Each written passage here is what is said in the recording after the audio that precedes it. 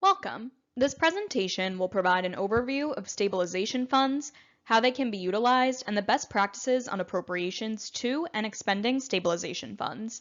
A brief overview of stabilization fund overrides will also be provided. Massachusetts General Law, Chapter 40, Section 5B, allows municipalities to establish stabilization funds. A stabilization fund, sometimes referred to as a rainy day fund, is a special reserve fund into which funds may be appropriated and reserved for later appropriation for any lawful municipal purpose. Balances accumulated in a stabilization fund carry forward from one fiscal year to another. These funds can be used to hold money for specific future purposes, to finance unforeseen or emergency needs, sustain operations during difficult economic periods, or in limited instances, to provide revenue sources for the annual budget. Stabilization funds may be created to avoid borrowing for capital projects or any other lawful borrowing purpose. Creation of a fund requires a 2/3 vote of the legislative body of the city or town. In a town, the legislative body is the select board or town council. In a city, the legislative body is the city council. The vote must clearly define the purpose of the fund. A 2/3 vote is also needed to change the fund's purpose.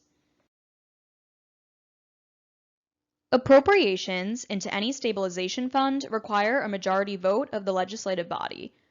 Appropriations from a stabilization fund require a 2/3 vote of the legislative body.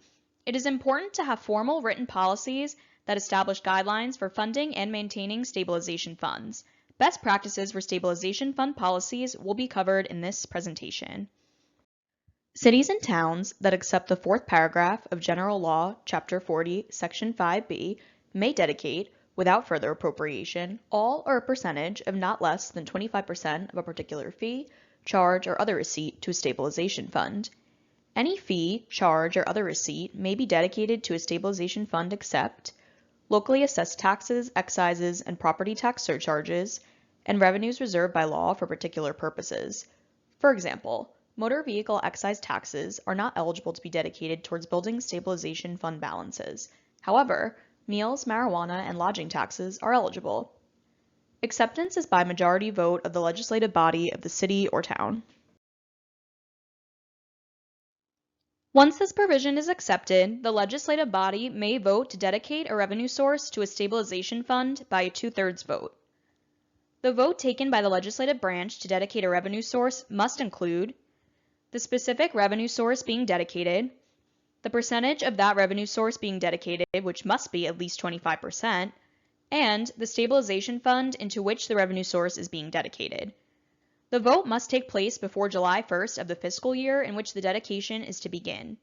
A dedication may be terminated by a 2/3 vote of the legislative body, but cannot terminate unless it has been in effect for at least 3 fiscal years.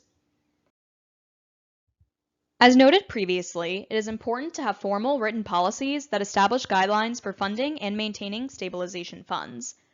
A stabilization fund policy should establish target balances as a total dollar amount or as a percentage of the annual general fund budget.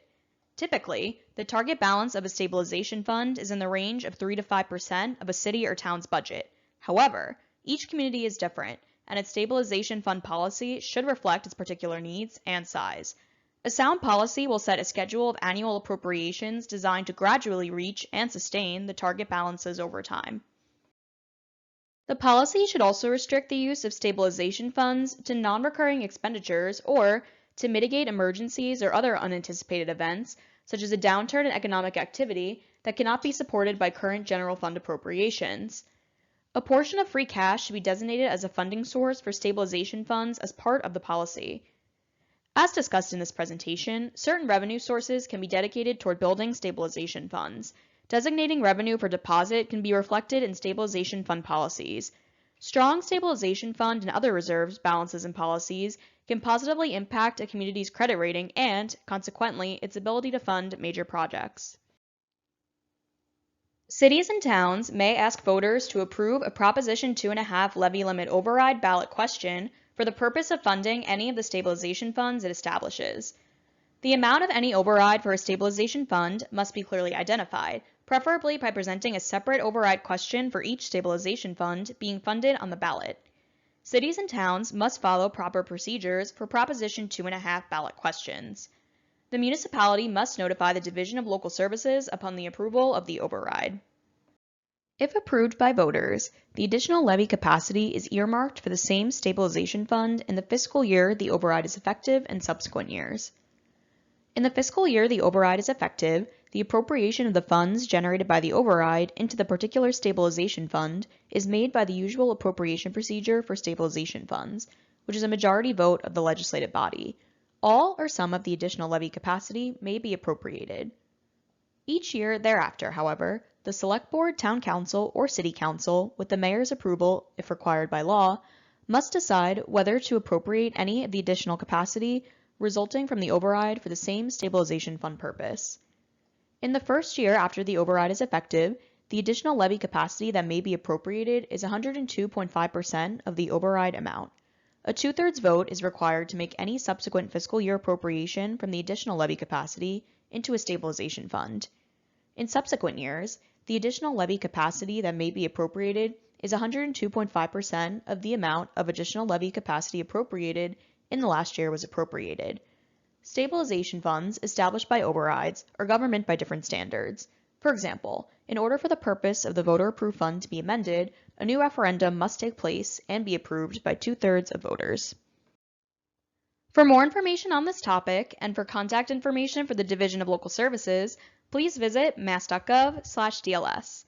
In addition, please see the Commissioner of Revenue's official guidance, Informational Guideline Release 2017-20 regarding stabilization funds.